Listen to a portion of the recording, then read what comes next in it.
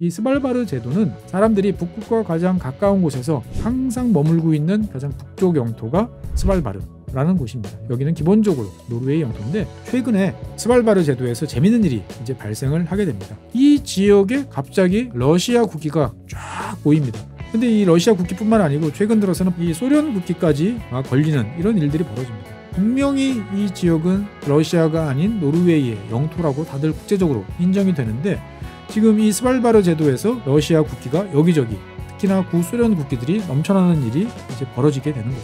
도대체 무슨 일이 벌어지고 있을까?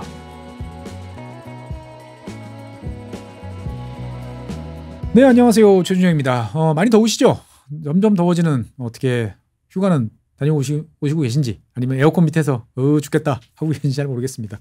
그래서 오늘은 좀 시원한 시원한 나라라기보다는 시원한 동네 이야기지만 좀 걱정되는 이야기를 좀 해보려고 합니다. 사실 지구본 연구소에서 많은 컨텐츠를 여러분들께서 사랑해 주셔서 항상 감사하게 생각을 하고 있는데 그 중에서도 여러분들이 좋아하셨던 나라로 따지면 두 나라가 있죠. 아르헨티나 그 다음에 이스라엘 되게 좋아해 주셨고 지역으로 보면 남극을 되게 좋아해 주셨어요. 그래서 참 저도 뜻밖이다라고 생각을 이제 하고 있습니다. 근데 이제 오늘은 그때 이제 많은 분들께서 댓글 달아주신 게 남극 말고 그럼 북극은 할 이야기가 없냐?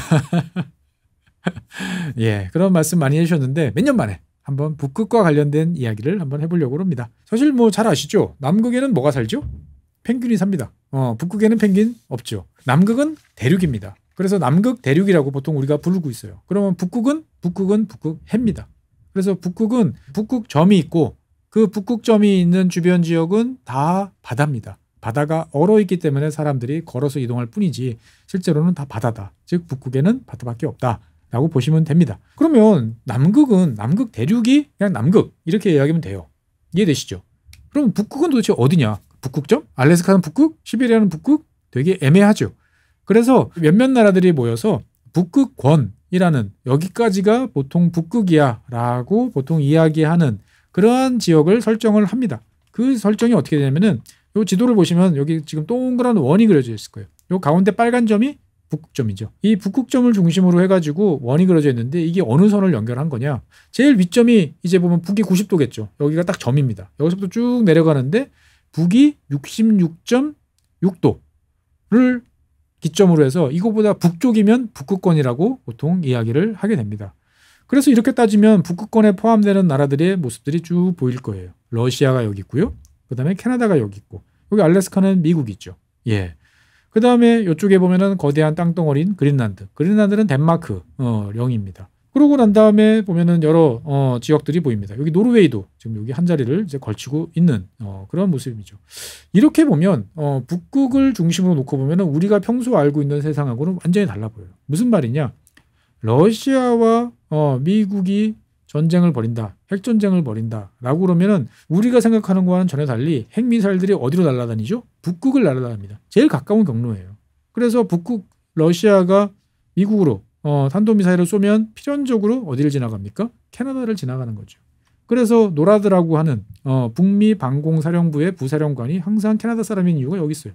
지켜야 되는 거니까. 그래서 러시아와 캐나다, 미국은 어떻게 보면 북극을 사이에 둔 그러한 이웃 국가다라고 하면 느낌이 완전히 다르게 느껴지실 겁니다. 다른 한편으로 보면 최근에 이제 몇 년 전에 캐나다하고 덴마크가 영토 분쟁을 벌인다라는 기사가 뜨기도 했었습니다.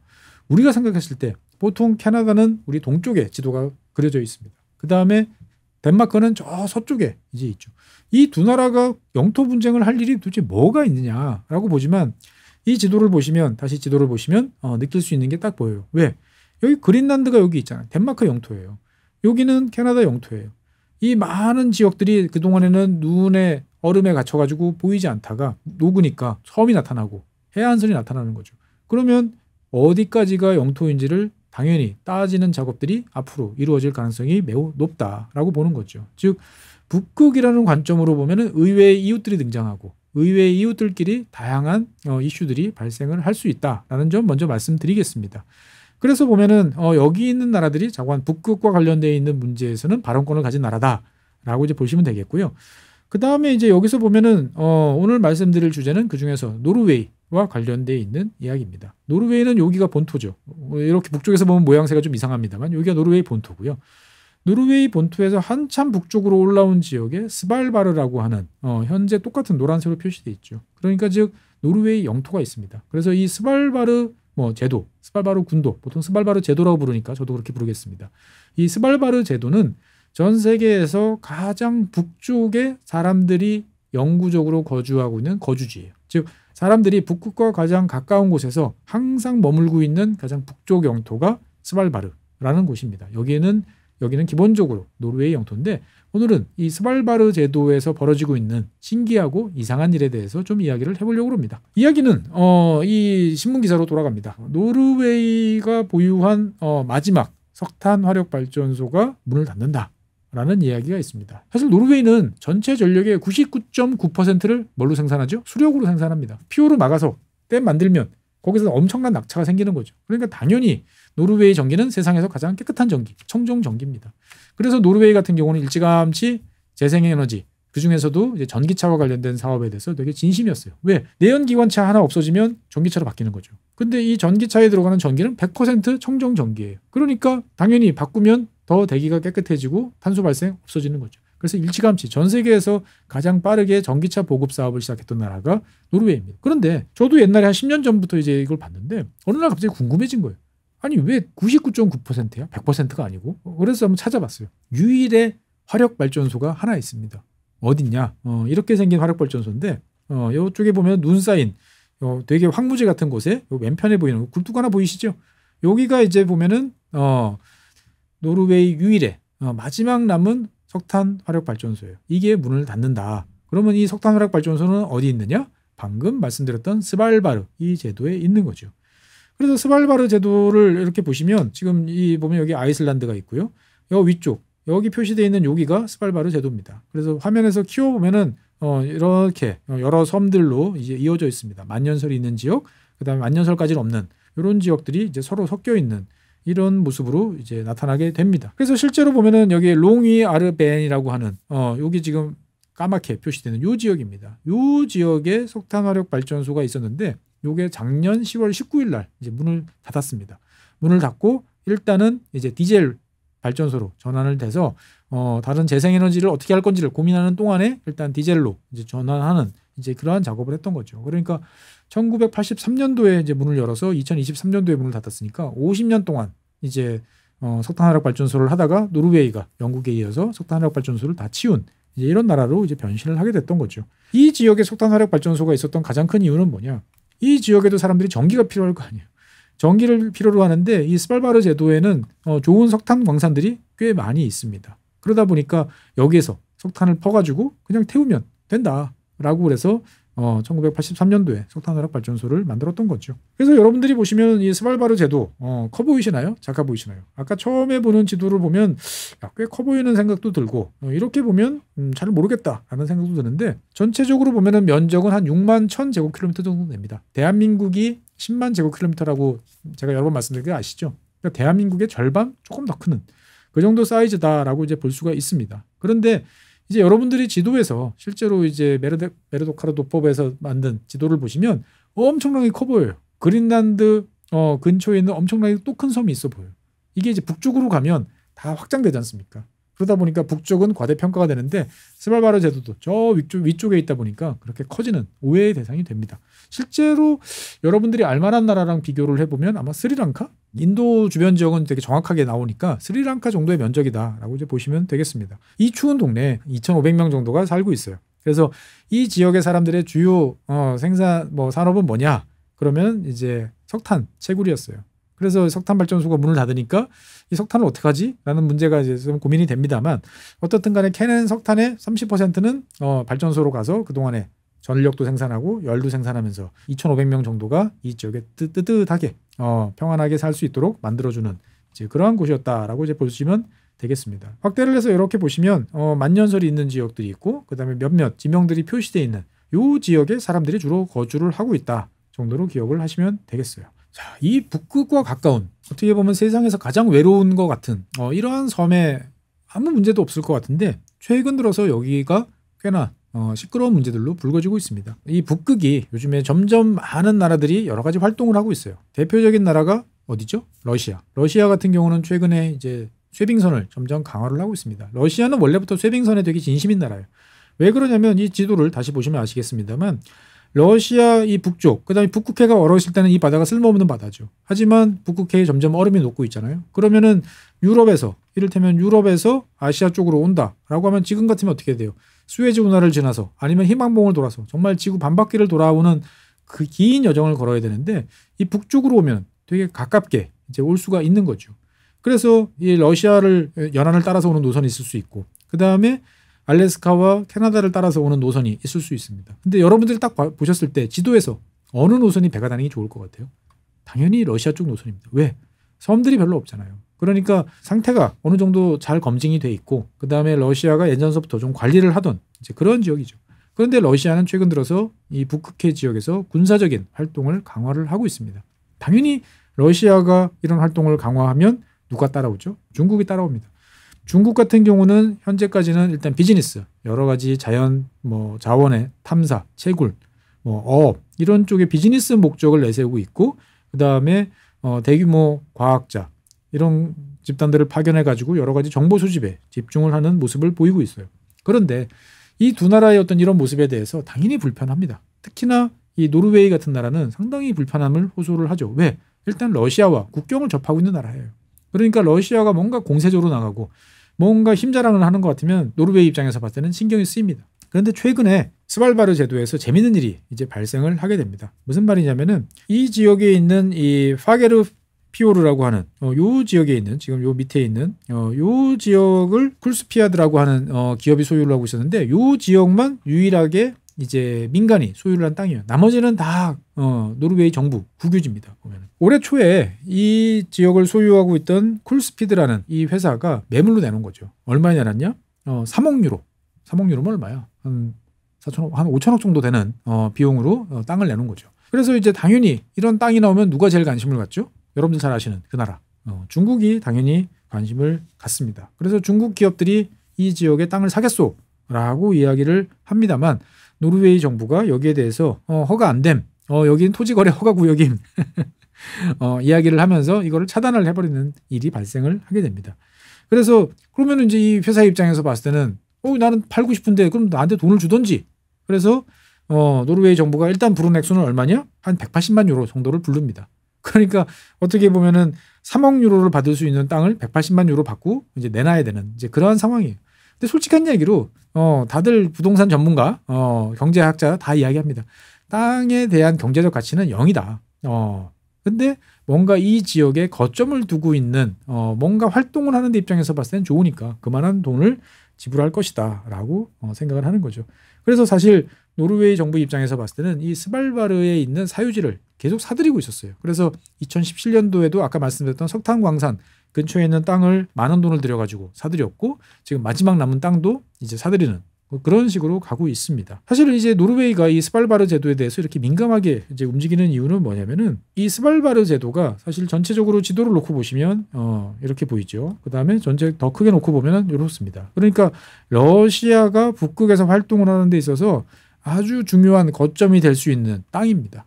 다 바다라고 그랬잖아요. 바다 위의 섬은 언제나 갈등 관계가 벌어지면 중요한 전략적 요충지로 돌변을 하게 됩니다. 그래서 태평양 전쟁 때 그 조그마한 섬들을 놓고 엄청난 피를 흘렸던 거죠. 그러다 보니까 러시아 언론은 2014년 크림반도 병합부터 노골적으로 이 스발바르 제도에 대해서 여러 가지 이야기를 합니다. 그래서 미래에 3차 세계대전이 벌어지면 스발바르 제도 주변에서의 충돌이 원인이 될 것이다 라고 이야기를 하고 있는 거죠. 그래서 노르웨이 입장에서 봤을 때는 기분이 좋지 않습니다. 그런데 최근에 이 조용한 스발바르 제도에서 문제가 좀 발생하기 시작을 했어요. 이 지역에 갑자기 이렇게 어느 나라 국기죠? 러시아 국기가 막 때로 개양되는 모습들이 쫙 보입니다. 근데 이 러시아 국기뿐만 아니고 최근 들어서는 빨간색, 이 러시아 왜 이게 빨간색이냐? 중국 국기냐? 그건 아니고요. 어느 나라 국기? 옛날 소비에트, 낫과 망치가 그려져 있던 이 소련 국기까지 막 걸리는 이런 일들이 벌어집니다. 분명히 이 지역은 러시아가 아닌 노르웨이의 영토라고 다들 국제적으로 인정이 되는데 지금 이 스발바르 제도에서 러시아 국기가 여기저기 특히나 구소련 국기들이 넘쳐나는 일이 이제 벌어지게 되는 거죠. 도대체 무슨 일이 벌어지고 있을까? 여기에 대해서 한번 이야기를 해보겠습니다. 사실 이 스발바르 제도는 되게 특이한 곳이에요. 무슨 말이냐면은 노르웨이 영토는 맞아요. 국제적으로 노르웨이 영토라고 다 인정을 받습니다. 그런데 노르웨이 영토긴 하지만 거기에 조건이 많아요. 그 무슨 말이냐면은 노르웨이 마음대로 할 수 있는 땅이 아니에요. 이거는 국제적으로 통용된 거죠. 그러니까 어떤 말이냐? 다른 나라도 이 스발바르 제도에 와서 여러 가지 경제적인 활동을 할 수가 있어요. 가령 물고기를 잡는다든지 아니면 석탄을 채굴한다든지 뭐 만년설을 퍼가서 어떻을지 모르겠지만 뭔가를 할 수 있는 여러 가지 상업적인 활동을 할 수 있는 권리를 합법적으로 보유를 하고 있어요. 이해가 잘 안 되시죠? 노르웨이 정부의 허가가 없어도 일정 부분 이거를 할 수 있는 권한을 받고 있는 거예요. 즉 노르웨이가 노르웨이 기업에 대해서 뭔가를 허용을 했으면 다른 나라 기업들도 여기 와서 동일한 무엇인가를 할 수 있는 권리가 있는 거죠. 그러니까 노르웨이 기업한테 석탄 채굴권을 줬어. 그런데 이를테면 한국 기업이나 중국 기업한테 석탄 채굴권을 안 돼 라고 말할 수는 없다라고 이해를 하시면 되겠습니다. 이게 납득이 되시나요? 아니 분명히 내 땅인데 이게 어떻게 되느냐. 이게 이렇게 되는 이유에는 저 한 100년 전으로 이제 거슬러 올라가야 됩니다. 사실 이 지역은 이 17세기 때부터 여러 나라들의 좀 영토 분쟁이 있었어요. 왜 그러냐? 주로 이제 영국, 네덜란드, 그 다음에 당시에는 이제 덴마크, 노르웨이가 한 나라였으니까 뭐 덴마크라고 보죠. 이 나라들끼리 싸웠어요. 제일 큰 이유는 포경, 고래잡이 때문입니다. 북극이나 남극은 고래들이 많이 살잖아요. 그러니까 이거를 잡기 위해서 가다 보면 필요한 게 뭐죠? 포경 기지가 필요합니다. 왜? 이 당시 17세기만 해도 다 당연히 목선이잖아요. 그러면 바닷물 썩고 그러면 교체해주고 선원도 교대하고 뭔가를 할 수 있는 섬이 필요한 거죠. 포경선 기지를 건설하는 게 되게 중요합니다. 그래서 이 기지를 확보하기 위해서 전 세계 여기저기 뻗어나가다가 충돌하기도 하고 새로운 지역에 가서 문을 두드려서 개방을 시키기도 하는 거죠. 사실 일본 같은 경우도 미국이 찾아왔던 이유는 포경 기지 때문이다라고 이제 보시면 되겠습니다. 그리고 이제 20세기 들어와서는 석탄을 비롯한 여러 가지 광물들이 발견이 되는 거예요. 그러니까 영국도 네덜란드도 이거 다 내 건데 라고 이야기할 수 있는 그런 분쟁이 이제 발생을 하게 되는데 이 문제는 1920년에 일단 종지부를 찍습니다. 당시에 이제 1차 세계대전 이후에 베르사유 조약 이제 그 뒷수습을 하고 있던 와중에 1920년 2월에 파리에서 조약을 체결합니다. 지금은 이제 제가 스발바르라고 이제 이야기했지만 원래 옛날 명칭은 스피츠베르겐이에요. 그러니까 뭐 뉴베르겐 정도 되는 거죠. 베르겐 아시죠? 노르웨이의 이제 가장 멋있는 관광 도시. 이 스피츠베르겐 군도에 관한 노르웨이 주권을 인정하는 조약 뭐 정도로 좀 어색하게 이제 번역이 됩니다만 화면에 보이시는 것처럼 당시에 나라들이 참여를 해서 이렇게 조약을 해서 이 땅 노르웨이 땅 맞음이라고 인정을 하면서 손을 뗍니다. 그런데 여기에 조건이 붙어요. 이 스발바르 제도에서 세금을 거둘 수는 있어요. 노르웨이 정부가. 그런데 문제는 그 세금을 육지로 갖고 나갈 수는 없어요. 노르웨이 본토로 갖고 갈 수는 없어요. 여기서 거둔 세금은 무조건 다 쓰는 거예요. 왜? 노르웨이 정부가 이 땅에서 일방적으로 경제적 권리를 누릴 수는 없다라고 제약 조건을 걸어놓은 거죠. 왜? 다른 나라들도 다 있긴 하지만 일단 니네 땅이랑 인정해줄게. 그러니까 여기서 있는 것들을 마음대로 막 꺼내가면 안 돼 라고 이야기를 합니다. 그럼 반대로 노르웨이 정부가 이 지역에 돈 쓰는 거 그건 상관없어요. 그건 상관없어요. 자관 스발바르에서 뭔가 세금을 거두면 스발바르 제도에 다 써야 된다라는 게 첫 번째. 두 번째는 모든 국가의 사람들은 이 스발바르 제도에 거주할 권리가 있어요. 그러니까 여러분들도 스발바르 제도에 가서 그냥 내가 집 짓고 살겠다라고 하면은 살 수가 있습니다. 그리고 그렇게 간 사람들은 어업과 뭐 해상 운송 그다음에 광업 등에 관한 권리를 보유를 하게 되는 거죠. 야, 세상에 이런 땅이 있어라고 하지만 여기가 바로 그런 신기한 땅입니다. 그래서 그런 거주자들이 뭔가 행패를 부린다든지 사람을 때린다든지 그런 문제가 되겠죠. 그런 경우에는 노르웨이 법률을 적용을 받습니다. 그런데 앞서 말씀드린 것처럼 그 법률이 노르웨이 사람들하고 다른 나라 사람들을 차별적으로 적용하면 안 된다라는 게 이 조약의 내용이에요. 그리고 노르웨이가 이 지역에 해군 기지를 건설한다든지 아니면 이걸 방어할 수 있는 요새를 건설한다든지 이런 것도 안 되도록 내버려 두고 있어요. 그러니까 노르웨이의 주권을 인정하지만 이것은 여러 나라들이 함께 침발하는 땅이니까 너희 마음대로는 할 수 없어 정도로 이해를 하시면 되겠어요. 그러면 우리나라에도 이런 권리가 적용되느냐? 적용됩니다. 재밌게도. 그래서 실제로 우리나라, 심지어 북한도 있어요. 전 세계 46개 나라가 이 스피츠베르겐 군도, 스발바르 제도에 대한 노르웨이 주권을 인정하는 조약에 서명을 했습니다. 그러니까 1920년에 서명하고 끝난 게 아니고 그 이후에도 계속 서명할 수 있어요. 그러다 보니까 지금 전 세계적으로 봤을 때 46개 나라가 이 스발바르 제도에 대해서 뭔가 내가 활동에 대한 권리를 주장할 수 있는 되게 신기한 땅이다 정도로 기억을 하시면 되겠습니다. 그런데 아까 이제 여기서 러시아가 뭐 깃발도 걸고 그다음에 옛날 소비에트 국기도 걸고 뭐 이런 이제 활동을 한다. 이게 어떻게 가능하느냐 궁금해하실 텐데 여기에 정답은 뭐냐? 이 조약이 1920년에 체결됐지 않습니까? 그리고 전쟁이 끝난 다음에 1927년에 러시아 회사가 피라미덴이라는 이 지역에 있는 스발바르 제도에 있는 광산을 매입을 합니다. 그래서 석탄을 캐요. 꽤 오래 캡니다. 언제 끝났냐면 1998년에 끝나요. 그러니까 1927년에서 1998년이니까 근 70년 동안 러시아 사람들이 이 지역에 와서 석탄을 캡니다. 그러면 건물도 필요하겠죠. 그래서 스발바르 제도에 이런 식의 러시아 사람들이 살던 건물도 있고요. 그 당시 자기들이 남겨놨던 타워 크레인 이런 것들도 이런 식으로 지금 존재를 하고 있는 거죠.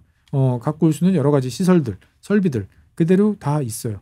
그래서 1998년에 일단 떠납니다.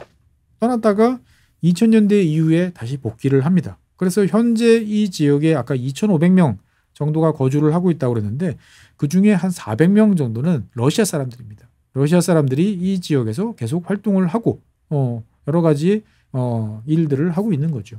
왜? 이게 어떻게 가능해? 아까 말씀드렸던 스피츠베르겐 군도에 관한 노르웨이 주권을 인정하는 조약 여기에 따라서 가능하다라는 거죠. 즉 러시아라는 나라는 이 스발바르 제도에 대해서 자기들의 영향력을 행사하는 데 진심이다라고 말씀을 드릴 수 있겠습니다. 그러니까 얼핏 보면 이런 일이 생기면 또 러시아가 어느 나라에서 또 억지 쓰는구나. 또 힘으로 밀어붙이네. 쯧쯧쯧 이렇게 생각하시지만 최소한 이 스발바르 제도에 대해서는 그렇지 않다라는 것들을 기억을 하시면 좋겠습니다. 러시아는 당연히 100년 전에 체결된 조약에 따른 자기들의 권리를 정당하게 행사를 하고 있는 거죠. 단지 그 행사 과정에서 노르웨이에 지금 신경을 이제 긁고 있는데 이거는 사실 위법사항은 아니다 보니까 노르웨이 정부가 이러지도 저러지도 못하는 그러한 문제다라고 이제 말씀드리겠습니다. 그런데 이제 이 노르웨이 정부 입장에서 봤을 때는 좀 고민이 있는 게 뭐냐면은 이 지역과 주변 지역에 찾아보면 찾아볼수록 많은 광물 자원과 어족 자원들이 풍부합니다. 그러면 당연히 이걸 지켜야겠죠. 그러면은 어떻게 해야 돼요? 배타적 경제 수역, EEG를 해야 되는 거죠. 그러면은 그러니까 노르웨이 정부 입장에서 봤을 때는 이 스발바르 제도 주변 지역에 200캐리를 지정을 쫙 하는 거죠. 그러면 그 배타적 경제 수역은 누구 겁니까? 여러분들이 생각하시기에는 당연히 노르웨이 거다라고 생각을 하시기가 쉽습니다. 왜? 이 스발바르 제도는 국제조약에 의해서 노르웨이 영토로 인정을 받았으니까. 그 영토로부터 선을 200캐리를 그으면 그게 국제해양법에 따른 배타적 경제 수역이 되니까 노르웨이 정부도 이렇게 주장을 합니다. 그런데 이제 문제는 뭐냐? 다른 나라들은 이걸 인정을 안 해요. 대표적인 나라가 러시아고 영국도 그렇고 많은 나라들이 인정을 하지 않습니다. 왜? 조약상 여기에 대해서 대등한 권리가 다 있다고 인정하지 않았냐. 즉 여기에 대해서 노르웨이가 독점적으로 누릴 권리는 없어 라고 이야기를 하는 거죠. 배타적 경제 수역을 노르웨이가 선포를 하면 그 혜택은 46개 국가가 모두가 저도요 라고 이야기를 할 수 있는 거다라는 거죠. 즉 아무도 개발을 못하게 한다라고는 할 수 있습니다만 뭔가 노르웨이 정부가 이 지역에서 뭔가를 활동을 하려고 그러면 다른 국가에도 동일한 기회를 줘야 된다라고 하는 게 다른 나라들의 주장이고 노르웨이 정부는 그렇지 않다라고 이야기를 하는 것입니다. 특히나 이 주변 지역은 이제 대륙붕이 노르웨이 여기서부터 대륙붕이 이렇게 쭉 뻗어와가지고 이 주변 지역까지 있는데 이 대륙붕에 대해서도 노르웨이는 다 내 거라고 이야기를 하는 거고 러시아는 여기에 대해서 옛날 구소련 시절부터 절대 아님 이렇게 이야기를 하는 거죠. 그래서 실제로 이 문제를 해결하겠다고 1978년에 소련이랑 노르웨이가 협상을 하기도 했습니다만 결렬이 됐던 거죠. 그러면은 이제 1978년서부터 지금 이제 50년 정도가 이제 지난 상황은 어떻게 됐느냐? 현재로서는 노르웨이가 상당히 불리한 상황이에요. EU 회원국 대부분이 러시아를 지지하고 있어요. 왜? 이 바다는 니들 거 아니야 라고 이야기를 하는 거죠. 너희들이 멋대로 그렇게 움직여서 거기서 석유 캐고 가스 캐고 할 수가 없어 라고 이야기를 하는 거죠. 그러다 보니까 이제 노르웨이 입장에서 보면은 답답하고 하지만 자기들은 권리가 있다고 생각하기 때문에 최근에 이 스발바르 제도 주변 지역에 78개의 광구를 설정을 합니다. 그래서 광구를 설정을 해서 그 지역에서 이제 여기 와서 석유나 가스 탐사를 해보세요라고 그래서 입찰을 현재 진행을 하고 있습니다. 다른 한편으로 보면은 이제 석유 캐는 거는 좀 옛날 쪽으로 좀 시간이 많이 걸리는 거고 당장 여러분들이 좋아하시는 이 게, 이 지역에 게가 어마어마하게 많습니다. 지금 이제 이 보시는 화면에 보시는 이 게가 그 눈게라고 스노우 크랩이라고 부르는 눈게인데 이 눈게를 잡으려면 도대체 누구한테 허락을 받아야 되느냐가 이게 지금 유럽의 또 다른 문제입니다. 그러니까 2017년도에 라트비아 선적의 이제 어업회사가 이 지역에 와서 이 눈게를 잡다가 노르웨이 이제 당국한테 적발이 됩니다. 그래가지고 벌금을 이제 맞죠. 그래가지고 이게 이 벌금이 과연 맞냐? 왜? 이 주변 지역이 노르웨이가 단독으로 권리를 행사할 수 있느냐 없느냐를 둘러싼 여러 가지 갈등이 있는 거죠. 일단 그래서 노르웨이 대법원까지 올라가서 일단은 벌금이 유효하다라고 결정을 내렸습니다만 이것은 노르웨이 이야기고 러시아를 비롯한 많은 나라들은 여기에서 반대를 선언을 하고 있는 거죠. 그래서 어떻게 보면은 이런 개를 둘러싼 어떻게 보면 좀 신기하고 재밌는 그런 지역이다라고 이제 이야기를 했습니다만 최근 들어서 러시아와 그다음에 나토 그다음에 뭐 주변 북극해 주변 지역 국가들 간의 관계가 좋지 않아지다 보니까 이 눈과 얼음밖에 없던 이 북극해 지역에서도 여러 가지 분쟁 사항들이 많아지고 있다라고 이제 말씀드릴 수 있겠습니다. 그래서 정리하자면 북극은 바다다. 하지만 그 북극 안에 있는 섬들은 되게 중요한 지역이고 그 중에서 노르웨이가 보유하고 있는 이 스발바르 제도라는 것은 상당히 독특한 법률적인 지위를 가지고 있기 때문에 여러 가지 논란이 지금까지 계속되고 있다 정도로 기억을 하시면 되겠습니다. 그래서 여러분들께서도 한번 스발바르 제도 많이들 놀러 가시는 거 많이들 가끔 가시는 분들이 이제 계십니다. 그래서 나 배를 타고 그냥 갈래라고 하면 가셔도 돼요. 갈 수가 없어서 그렇죠. 어떻든 내 땅이지만 내 땅 같지 않은 그러한 스발바르 제도에 관한 이야기를 오늘 해봤습니다. 다음 시간에는 새로운 주제로 여러분들 찾아뵙겠습니다. 감사합니다.